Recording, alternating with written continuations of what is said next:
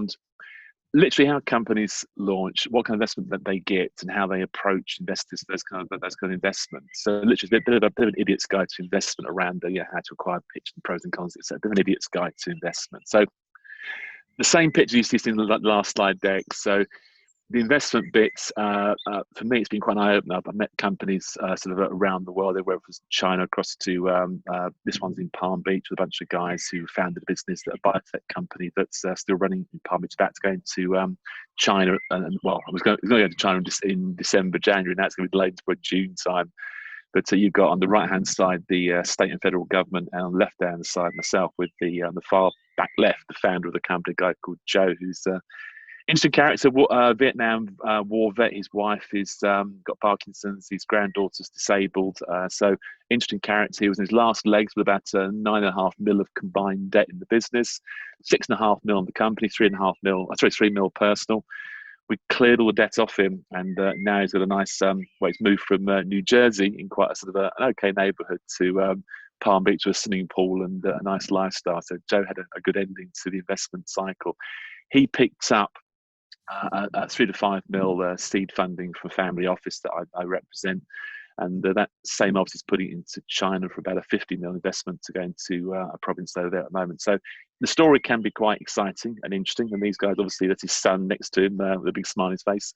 So they had a very happy outcome to sort of a very grueling number of years. But at one point, this is how tough it can get, he had the sheriff slap on his house repossession order within 7 days, with his wife with Parkinson's and his granddaughter in the house at the time. And so in a week, we had to get the legal apparatus reversed to protect his house, and then move them down to Florida. And Florida is quite interesting because you get a thing called homestead protection, where if you have bricks and mortar, it's fully protected from any creditors. So that's quite a good reason why O.J. Simpson did the sprint down there after his sort of running in the car. Okay, so what I'm going to go through today is the kinds of investment out there, and there are just loads and loads. And by the idiot's guide bit, it's a bit of a tongue-in-cheek in place. So I'm going to explain a little bit about how you should view these different sources of funding and how to approach them. There's some interesting stories in there as well. And because there are so many different kinds of investment, if I did an example of every single one, we'd be here until probably sort of late tonight. So I'm going to do one step through example of VC. And there's some overlap with some previous I started in the last presentations, but there's a lot of this new content. Then I'll look at what happens after you get your seed funding. So a lot of people are hugely successful, get some money, and they don't realise that it doesn't necessarily end there, because you have more investment cycles pretty behind that to get you to scale. And if you just lie back in your laurels and just coast, you'll struggle for your next series of funding. And the last bit, bottom right, it's probably appropriately but randomly coloured in grey, market disruption. We've had a massive impact to the market, and I'm going to try to paint a bit of a brighter picture around what's happening, if that's at all possible. Because at the moment it's a bit of a dark, gloomy place, but there are some shoots of hope in there. Okay, so this slide I've used a few times before, but a few modifications on it. So the top right picture shows you typically where the funding comes from. So on the left-hand side, it's basically people's savings, their money, friends and family, etc. On the right-hand side, you've got sort of a small amount of crowdfunding, and you have sort of some bits and pieces around sort of banks and venture capital and angel investors, etc. And the bottom bit on the right is a chart where investors look at. I mean, they look really at a company in terms of there's a qualification bit at the start where they say, is it something that's going to actually got legs? Will it make some money, or is it literally a fad that's going to die and not do much? Is it the wrong horse to bet on? And you as an investor carry all that risk, and they want you to carry initially in terms of prove your concept, give me a prototype, show me you've got some customers, show me some traction, and then I'll put money in.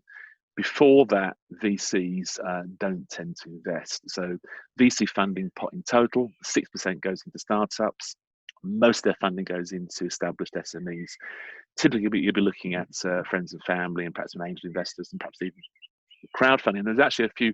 I'm going to share with you quite a funny crowdfunding story, which we should knock your socks off as well.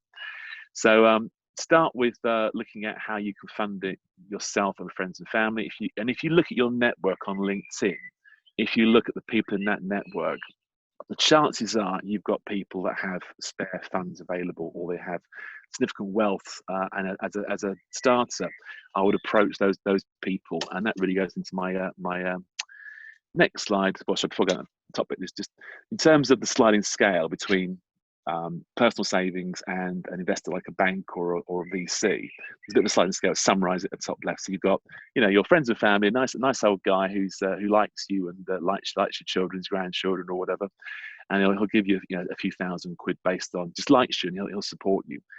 And on the far right, there's a very different mentality.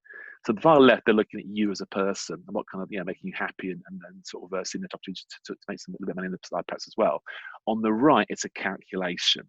So although it's a bit of a characterization of the funding approach, it's pretty accurate from my experience to date. So far left, which your funding comes from the start, friendly, happy to lose money. Far right, they'll want to see the numbers and they'll be quite brutal. And like Scrooge, you'll find yourself in a room being hammered by, and I've been in these rooms before, by an investor who will try to belittle you, tell your project is crap. So the more preparation you do and the more evidence you have in those meetings, the better. And surprise, surprise, most people's companies don't appreciate this. Go into a meeting, get hammered to bits and told they're a pile of crap and get demoralized. And quite a few people with companies go to 5 or 6 of these meetings and then stop and don't get funding. You need to go to 12, 13, 14 of these meetings to get basically to land the funding. So don't be put off by a brutal start to a session. I took there's an esports set up in London Olympic Arena, which is Staffordshire University, and I took the director of the esports academy across to an investor for a conversation about supporting and investing in it. And the poor woman got torn to shreds in the meeting. And you have to be quite realistic about preparing for it and being prepared to be sometimes given a hard ride. If you're prepared to get through that grim reality of those sessions, you will get funding if you've got a decent project. Okay, so friends and family, the same kind of bit about sort of mum and dad launched many businesses, and our little friend on the right is a bit of a characterization, but it's quite true. So some very well-known names have gone this route. So Walmart, Motown Records, GoPro, Poundland, Amazon, and I mentioned Dyson yesterday with his 5,000 failed prototypes of his product before it got a success. Little known, maybe his wife actually funded his business largely. So his wife gave him the money to keep him going through all these disappointments as he went through. Even if it is your dear, lovely old granddad or grandma, you have to keep it professional, because the harsh reality is, it's being crashed on by my brolly, the harsh reality is that it might not pan out. So be realistic at start with and explain that the money they invest might not get back to them. And if they do have any hardships, that money might not be available for them. So don't ask them for every penny they've got. Be realistic.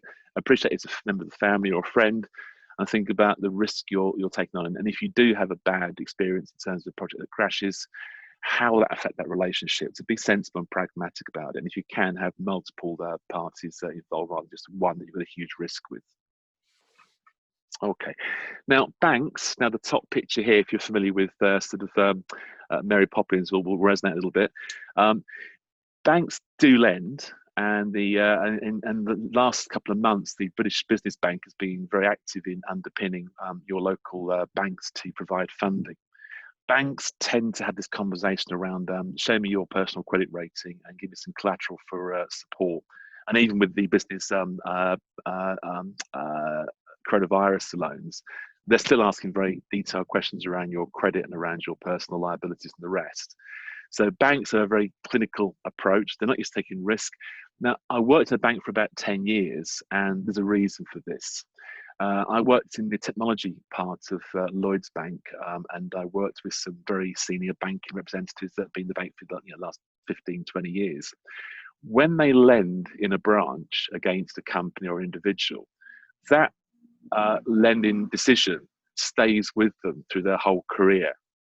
So if that company goes bust later on, or that person's problems later on, that haunts them. So they're incredibly cautious, unlike a VC where literally they lend against the fund, And the banks that put the funds into that fund for them have an 8-10 year cycle. So there's no repercussions if they make a bad decision for quite a few years to come. So they're a bit less bothered about sort of some of these sort of the risks to their career paths they go through.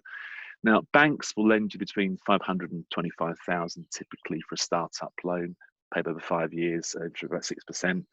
And you may get an advisor, but that advisor probably hasn't got much experience in the industry or really in startups. So it's one route you can take, but it's the route that very few founders tend to go for friends and family with their own funds. Executives aren't really mentioned much in discussion, which is quite surprising. There's quite a few in the UK. There's 170 one of these programs running. And Accelerator is probably more common in the US. There are some big universities that run quite effective programs for startups. Now, there are a bunch of types. So you've got seed, where they're basically you have a good concept with a prototype perhaps, and they give you some mentorship and encouragement and support to market some funding into you. Incubators, where you have a great idea but not much else, and they'll help you to develop it and shape it into a point where you can put seed funding into it. And other programs that they're there as well. So accelerators are quite interesting.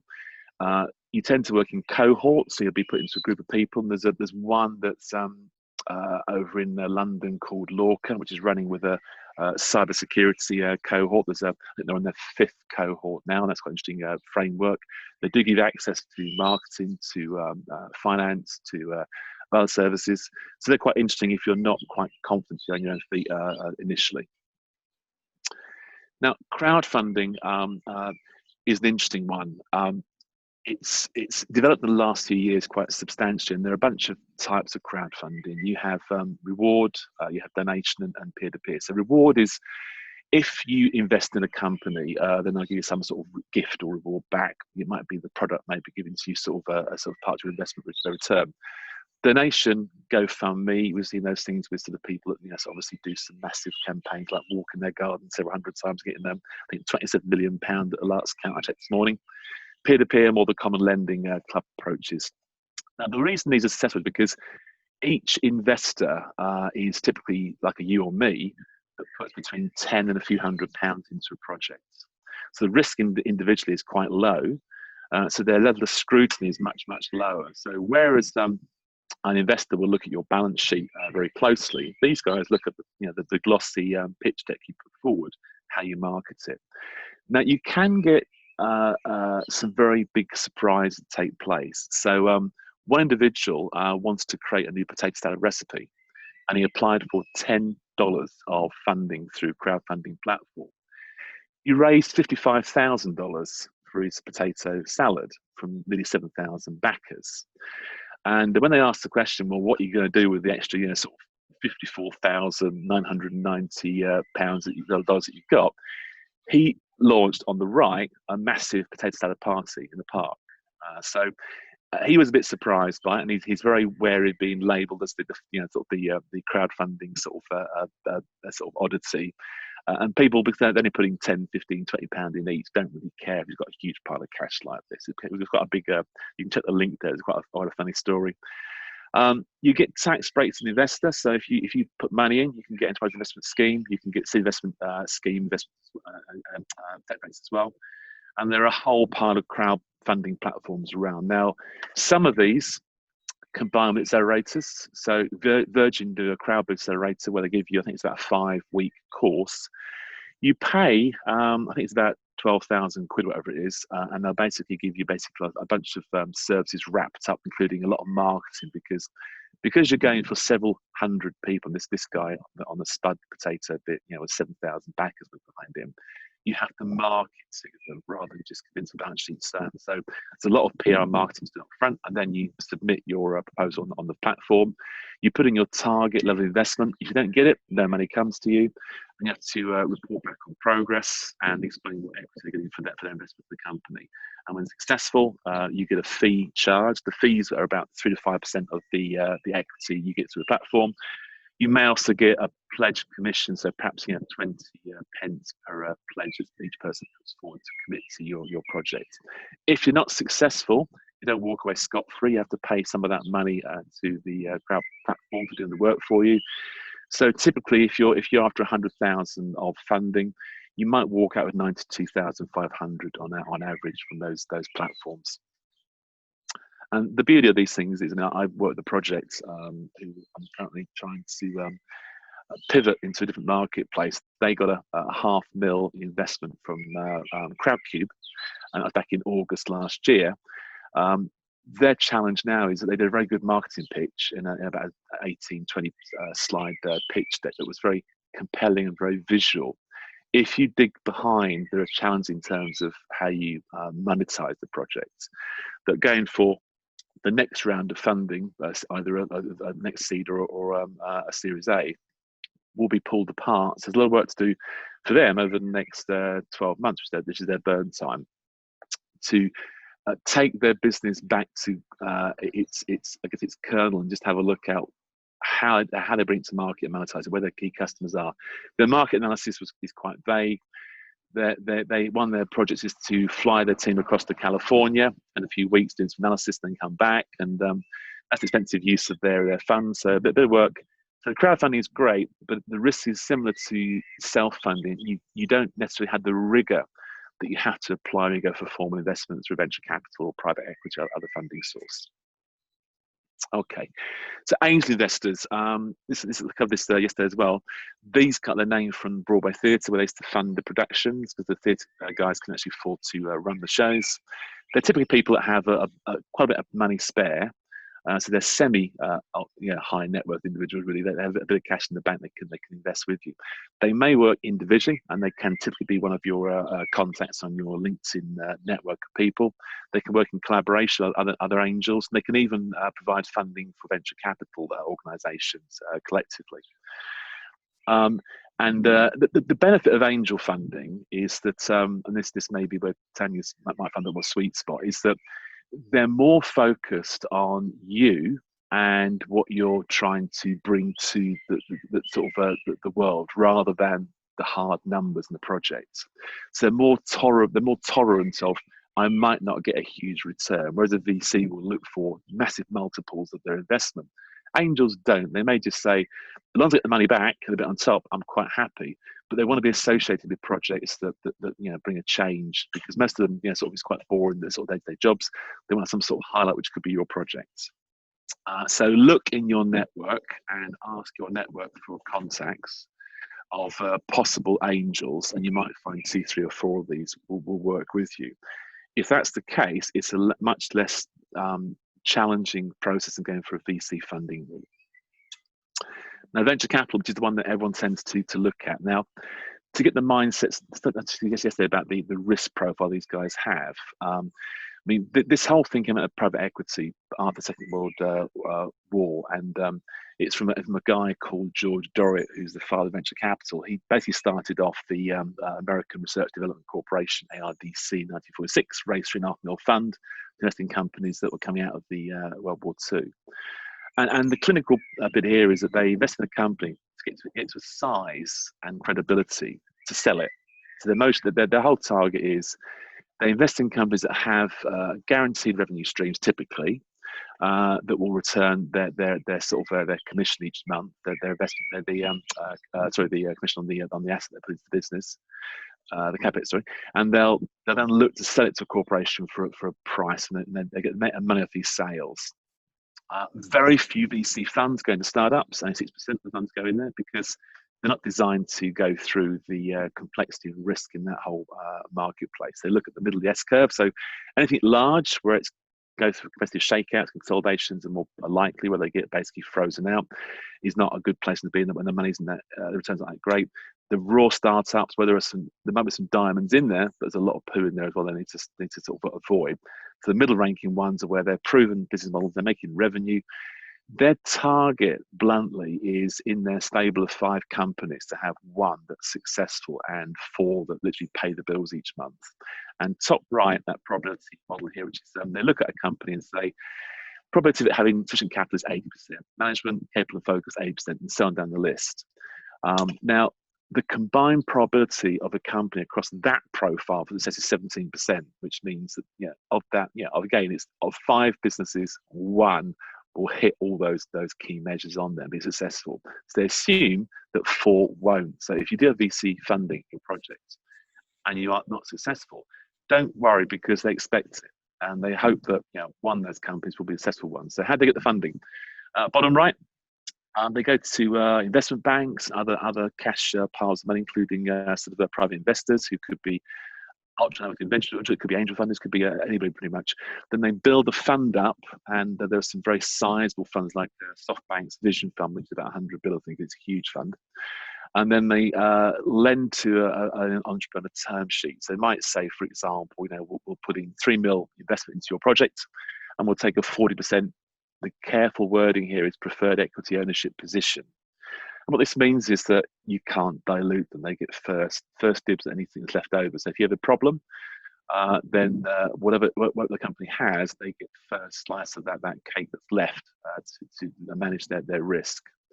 So with a venture capital investment proposal, you have to have business plans. You'll have, I'll go to the next slide about how this works in a bit more detail, but the business plan is critical for them. It will look through the fine tooth comb. So you haven't done the work on this. And when I say work, don't just rush a week or two of put it together. This is really sort of weeks and months of effort. So you create the first business plan with your startup, then you test and prove it, develop it, refine it, and over the period of the next few months, perhaps 6 months or a year, it's in a shape where it's robust enough to withstand some of the scrutiny you're going to have. At the moment, there are, the last count as of yesterday, 234 VC firms active in the UK. That may change over the coming weeks and months ahead. They're being consolidated rapidly. About 2,973 globally. It's quite a few to choose from. And they do vary. And I work with some VC funds that are very easygoing and quite interested to work with people. And other funds are very, very ruthless and cold-hearted and clinical about getting funds from banks, investing it, and then there's no risk. So you have to be careful which VC you work with. One of the VCs I do work with from time to time, very young bunch of guys are in London, and they work in an office with about 20, 30 staff, and they all share phones, and they have a tiny, I think it's about a 15-inch screen on the wall, which is their video conferencing screen they use once a year. So, and they invest in tech. So they can be quite hypocritical in terms of their own use of those technology sets. So, but they work on balance sheet, they work on numbers, and there's a bunch of calculations they do on your business in terms of risk for take-on. Family offices are very interesting. I work with a couple of these, one in the UK, what's a global one over in Canada. These are where you have the uber wealthy people and because they're so wealthy, they have a whole office around them to manage that wealth. They typically have 100 mil in assets to invest at any point in time. And that wraparound office will look after not just their investments, because they're also quite philanthropic. There'll be sort of charitable contributions they do as well. And also a big factor in their work is their inheritance, because as dad, who's got all the wealth, starts to fade in the background, he has to ensure that his family can inherit that wealth without too much tax. So there's a lot of tax planning goes on in those offices. And also lifestyle. You may find if you work in offices that one day you're sort of doing some meeting organizing, next day you could be organizing a flight to Monaco for the founder's birthday party, which happened to one of my clients. About 1,000 in the UK, and estimates range between 6,500 and 10,500 globally. They're hard to access. Their criteria investment tends to vary some. Periodically, literally, you get about a slide deck of about sort of 8 to 10 slides. What I do for them to recommend the investment. Other require much more rigor, but because it's really small change, it's like you and I having 10 pence and put it into a collection tin. 1, 2, 3 million for these guys is peanuts. So the criteria their risk of losing some money is much lower. It's an embarrassment they're more worried about, but they're an interesting source that's very infrequently approached. They tend to work in large stakes in businesses in terms of equity rather than small pieces, but they're interesting ones to consider. Now, one works example of how this works for a VC, and this is probably the more brutal one, so it's a good one to assume you're going to face all the time. I mentioned business plan, and I keep harping on it's a session about business planning because most companies struggle, and I've shown some stats around If you do a business plan, you're twice as likely to get investment, and you'll get twice as much investment. And if your business plan, your company typically will grow 30% more without a business plan. There's been some research done through both Harvard and through a business school over in the US. The pitch deck that you prepare for a VC, also you should be preparing for an angel and also a family office and at some point a private equity firm. Summarizes your business plan, so it'll have the same contents: company purpose, problem, solution, why doing the project, the market size and your slice of it, what your product is, your team, business model, how you compete with your competitors out there, and the financial background of the business, why you're going to make money with this project. And the brutal, harsh story is that typically you'll go through 58 investors contacted. You'll have typically, with the ones that you've actually get a meeting with, 40 meetings. Now, people tend to get to about 5 or 7 and get disheartened. The majority, a bit like sort of very experienced salespeople, pack in, carry on going.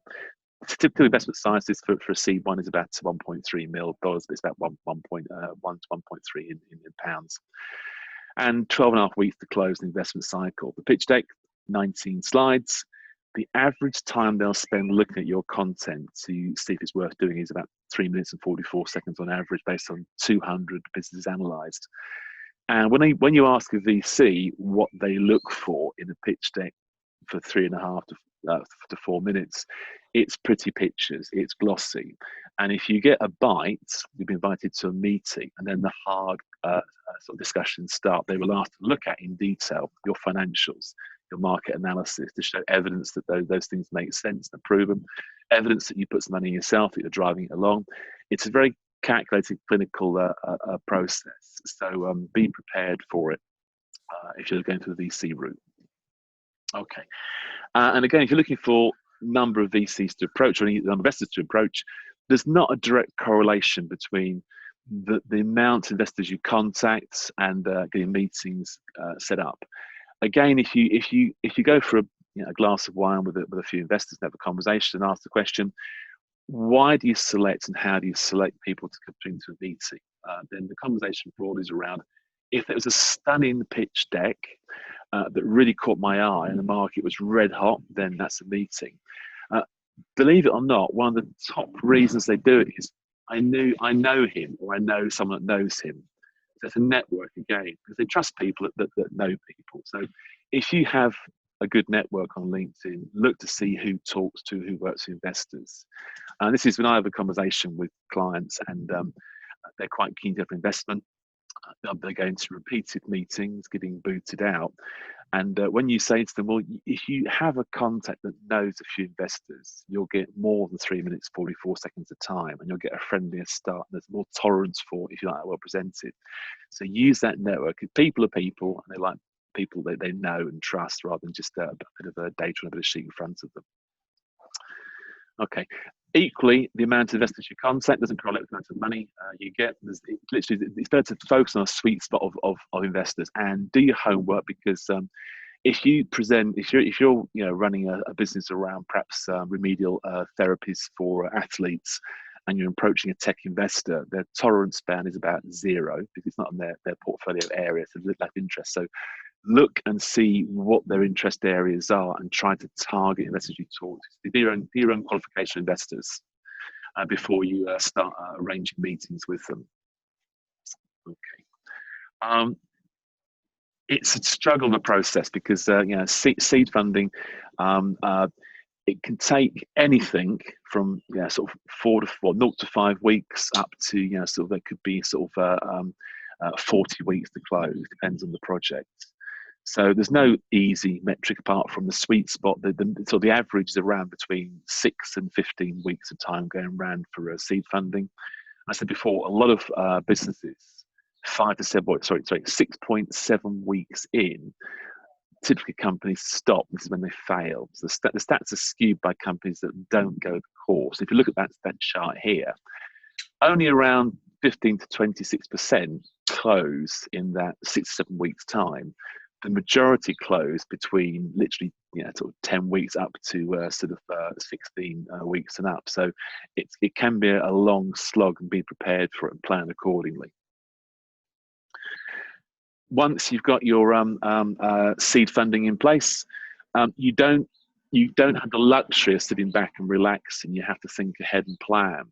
And the good news is that because this is the mid part of the S curve for a VC, there's less risk for them. The calculation really is: do you have a revenue stream that will guarantee they get payments every period on their invested capital? And do you have a chance of success? And even companies, I've seen loads of companies that, in fact, the majority of companies I sit down and do assessments for Series A funding, I wouldn't call them set for sort of unicorn status. They're very much run rate or perhaps even lifestyle, but they can guarantee the investor a steady return over the years of the 3 years cycle of investment. So compared to a VC realm for a startup, which may be sort of 56 meetings and 15, 20 weeks. Series A rounds about 9.5 weeks, so about a quarter less time than seed funding, and you'll approach far less. So rather than 58, to about 26 investors, and rather than sort of having 40 meetings, you have about 30 meetings. And they're a bit less grueling. They basically have to look at your financial model, etc. And the funding raised 1.3 for seed, and when you go up to Series A, it's about 8 million and up, possibly perhaps as low as 5 in some cases. There goes my brolly again. So it's a much easier run if you prepare for it. Now, the easiest markets, now I'm going to qualify this because we just had this recent change in our markets around our ears. So the easiest markets to get funding into are things like marketplace, things like Uber and Airbnb are in marketplace. These are where the unicorns come out. There are very few and far between. An investor will look for one unicorn that carries their profit for the whole business, the whole VC fund. So they get an Uber, and they occasionally get a WeWork that doesn't quite pan as they wanted to, which costs a lot of money. Other markets that are quite strong are consumers, so literally B2C and B2B strong, hardware a little bit less so. But at the moment, a bit of common sense applies. So electronic education systems at the moment are red hot in the marketplace. A lot of VC interested in those systems because we realise that we can't teach students at home very effectively. A lot of them are struggling at the moment. Biotech is absolutely rampant. Any biotech around is getting huge funding. In fact, governments want to buy companies that do biotech, including the US at the moment. So think logically about where the market is going to be, and this is why it's so much more important now. Whereas in the past, it was much more relaxed about investment. There are reasons why it's a struggle at the moment, but the funds are there if you target the right kind of investors to work with your project. And if you get a decent bit of an angel investment up front in your project, then you have a better chance to get into a Series A, which is much more relaxed than seed funding with a VC fund. So think tactically about going for perhaps angel funding up front or friends and family to get you to a point where you have a product that's robust, it's being sold, you've proven the concept, the account's been running for the last year or so, and you get much more airtime for next funding round. Okay, now the reality is we've got a market which people are saying is a big bear, and it's a weird market. So we're surrounded at the moment by isolation, tragically death, illness, national emergency around us as well, and we're seeing businesses close around our ears. I read the news this morning that a lot of US department stores are closing because they can't survive, and some of the very few that can are looking at a 12-month horizon to keep the business running, pretty much in furlough. You're seeing Virgin over in Australia apply for restructuring because they can't afford to pay the bills anymore. That's really a tactic to get government to step in rather than leave them to the mercy of having one airline left. So all the industries that require groups of people, like hospitality, sporting, theatre, movies, restaurants and schools, have a real tough time at the moment. And you see the stores closing down. It's a very disturbing time, a very confusing time. Now, to calibrate this whole market, let's take the US market, it's quite a large market globally. Between 1980 and 2018, the US market had 37 corrections and 10 recessions. And the main indice, one main indice, the Standard & Poor's 500 fell 50.66%. Over the same 40-year period, global equities increased 17-fold. So these calibrations are like, forest fires that damp down some of the growth and they spring up again. You have to bear this in mind, and private equity firms, banks, and VC funds view this as a blip. It's a big blip, but a blip. They have to invest. Warren Buffett, who's a very, very famous, very, very wealthy investor, has this very famous saying: "Be fearful when others are greedy, and to be greedy when others are fearful." It's literally sort of when people are being greedy, don't start investing in stock. And when people are getting nervous and worried, the prices collapse, and that's the time to start investing. This is why they made these billions of money by investing in the right time, the right cycle. The encouraging shoots of opportunity, which is China went into the crisis obviously first. I think they sourced the crisis in the first place, and they've been relaunching their industry over the last few months, and now they're about 75-80% mobilized. Their VC funds, their deals in the weekend in March 28th, had 66 deals closed. That's the most of any week in 2020, and it's just below the like-for-like figure for last year, which is encouraging. It shows that the money is there. They are targeting spend in those markets where obviously there's a real benefit in terms of like the virtual sort of the world of sort of software and biotech and so on. But there's a lot of investment going actively into those places. Now, we've had a bull run of investment for a long, long time now, and there is a truly enormous investment nest egg with about $1.5 trillion in cash globally sat there, called dry powder.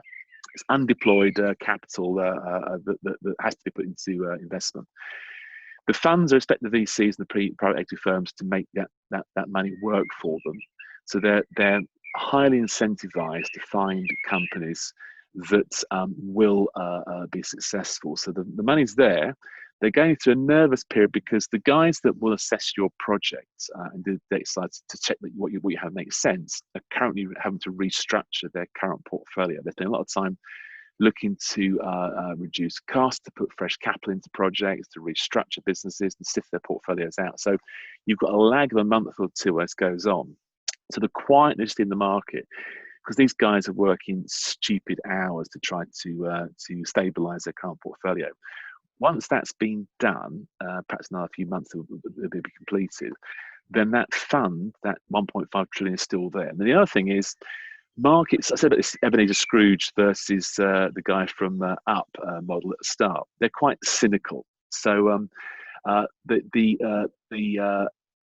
in the States, both Democrats and Republicans are both pushing for stimulus projects. The market is booming if you look at the price, the stock price in the market, because they expect massive injections to take place, and that's propping up the markets in the States, and in other countries in the same situation. So you've got these drivers of investors that are smart to know now's the time to buy into companies. They get a discount price for investment. Huge pile of cash they have to use or hand it back and lose all that money in their fund. And there's massive stimulus programs that are underpinning the economies. So it's not a great place at the moment to be, but there's an interesting cycle. The correction cycle I mentioned will be at 30% between 18 and 2018. We're going through a massive correction at the moment, a massive recessionary period, and out of that will come investments. Investors invest when the companies go down or up in terms of the market. So don't panic. The funds are there. People that are fantastically wealthy are still fantastically wealthy. VCs still have funds in the bank to invest. They're just occupied trying to restructure their existing portfolios. So now is a time, I would suggest, if you have an idea for a startup, to put some shape around it. Start approaching people that can't go out and spend their millions of pounds on flights and holidays and move food and the rest, and sat at home like you are. Start a conversation around your project, because it will have value to them, be something to occupy them as well. And the funds will go either sort of wait till things in the recession's over, or you can apply to your project now. So those options now. Think ahead for the next 9 to 12 months of when the VCs are fully back on stream again, when you have your next round of funding, and prepare the business for that explosion of activity. Because every company, Donald Trump has been actually talking about driving the market to even greater heights. Every global leader wants their economy to lift, and The biggest driver in any company's economy are the SMEs and startups, surprisingly. It's not the big global corporates, the SMEs and startups. So you guys have businesses are the lifeblood of most global economies. The larger companies are the ones that are protected. They have access to lots of funds around. They don't need to have government bailouts because, like Bone, for example, has pulled down billions of dollars in lending facilities already before the recession, before this recession started to bite. They were going to a collaboration with a Mexican business that gave them, and they have options to pull out with a $400 million payment of the fee for that discussion. They've stopped their payments to shareholders. So there's a huge amount of money being consolidated in Boeing. They could easily cruise for funding, but like other companies, they're looking for a company to bail them out. So big companies are in a good place. Startups and very small SMEs, it's a market to look to be optimistic. Same as, as Warren Buffett, be confident and start to drive out and look ahead. If you're a mid-size, this is the bad place to be. If you're if you're in these industries like hospitality, sporting, theatre, and movies, and even the large department stores, the ones that are going to struggle. And to be honest, we talked about video conferencing being this revelation that's been transforming people. It's been going for a long, long time, and people refuse to adopt it because they could travel into work and go for lunch with their colleagues and not have to suffer, a video conference. Now, we're gritting our teeth and getting through video lag. We're getting through some of the complexity of getting a session kicked off and running it, but we've been forced to adopt the technology much faster. What's happening in the market is a change that was there all along. The large department stores were always struggling. They were always doomed to gradually cease to become relevant. It's accelerated those changes now. It's basically the dinosaurs are being wiped out by the new ice age. The agile startups and small businesses will be successful, and the large companies, the very large companies, will sustain through this market. So don't be worried too much about the long-term picture. Worry about the short-term, mid-term, but worry if you're starting a company, we've got a very small business, about structuring for investment. But now is the time to start doing it. And just to recap what I went through, I wanted to overview the kinds of investment you can get into a project, and to summarize with the little graphic around the little character from Up and Ebenezer Scrooge, where I think you should focus your attention at the moment, particularly, and also went through VC's example. It's quite a brutal example, and it will either encourage you to focus attention and drive for it, or it'll make you rethink and say, well, are there other sources I can go to that are a bit easier and a bit more tolerant of my lack of comprehensive evidence of success to date. I've gone through the cycle beyond seed in terms of what happens beyond your startup funding. The poor guy did the Pet Salad project, had nothing beyond it, so he went quite fair and said, I'll do a huge party. That's his big flash in the pan. Other projects struggle getting to Series A, and there's a huge cull rate between seed and Series A. So don't be in that cycle. Don't ever stop planning, preparing for the next cycle, and managing your project plan to do that, your business plan to do that. We've gone through the disruption of the marketplace, and it's dynamic. There's no experts in this field because it's never happened before, really, apart from the Spanish flu many years ago, where we had a different backdrop. This has disrupted markets, but we've had disruptions every year for the last 40 years. So don't panic. This is an abnormal situation. It's quite normal. It's a larger scale. So hunker down, structure, and look to expand rapidly when these VCs come back on stream again, the markets reopen up. But think about how we're going to consume going ahead, rather than necessarily people being with people. Think about products and people much more, like Amazon, who are currently booming because that they have a very unique process that was well overdue for rapidly expanding as it currently is. So be positive. Okay, I'll just close off my screen share if I can find the button for it. Okay, now I'm fully exposed to the harsh, glaring sun. The body blew over again while the slide deck was on. Did that cover off the key topics? And it's a massive subject, and if you do have an interest in any area of this funding model, please get in contact with someone experienced in this field, and don't end up paying a huge pile of cash. Don't go to an investment broker, because all we're going to do is send your project out to about 30, 40 VCs and hope one picks it up and they get 5% of your invested capital on the back of that. Go to someone gives you a bit of guidance around how to build the business and where to find investment from. Do you have any questions you want to throw at me?